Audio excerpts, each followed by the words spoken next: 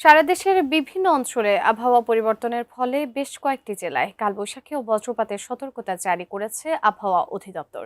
এই ঝড়ের কারণে নদী বন্দরে জারি করা হয়েছে হুঁশিয়ারি সংকেত। সেই সঙ্গে দেশের 4 বিভাগে ভারী বর্ষণের আশঙ্কাও রয়েছে। প্রশ্ন হচ্ছে, এই ভারী বর্ষণ আর কতদিন থাকবে? বিস্তারিত জানাচ্ছেন শেখ ফরিদ।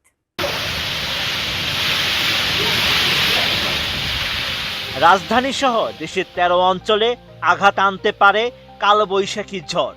এর মধ্যে ঘন্টায় 80 কিলোমিটার বেগের ঝড়ের কবলে পড়তে পারে রংপুর সহ 5 অঞ্চল, আর ঘন্টায় 60 কিলোমিটার বেগে ঝড় বয়ে যেতে পারে রাজধানী সহ 8 অঞ্চলের উপর দিয়ে।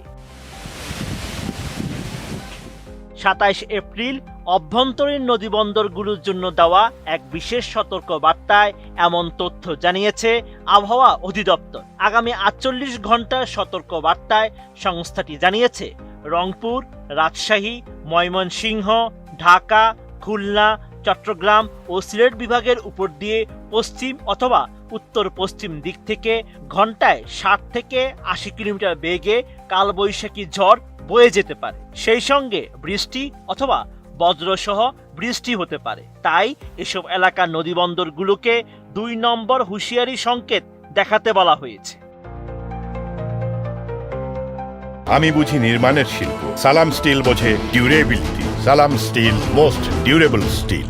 অতি ভারী বর্ষণ নিয়ে আবহাওয়া অধিদপ্তর জানিয়েছে, লঘুচাপের বর্ধিতাংশ পশ্চিমবঙ্গ হতে উত্তর বঙ্গোপসাগর পর্যন্ত বিস্তৃত রয়েছে। এর প্রভাবে আগামী 30 এপ্রিল পর্যন্ত দেশের কোথাও না কোথাও মাঝারি ধরনের ভারী থেকে অতি ভারী বর্ষণ হতে পারে। এই প্রবল বৃষ্টির কারণে সংশ্লিষ্ট এলাকার নিচু জমি বা শহরগুলোতে অস্থায়ী জলাবদ্ধতা তৈরির আশঙ্কা রয়েছে।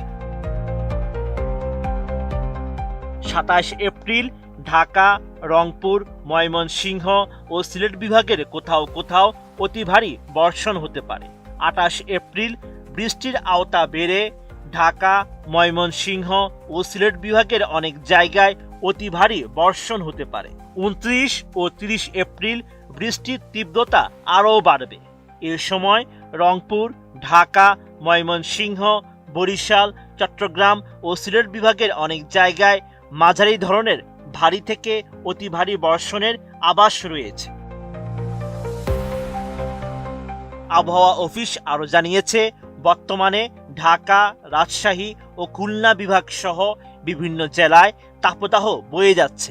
এটি বৃষ্টিপাতের প্রভাবে কিছু কিছু জায়গা থেকে প্রশমিত হতে পারে।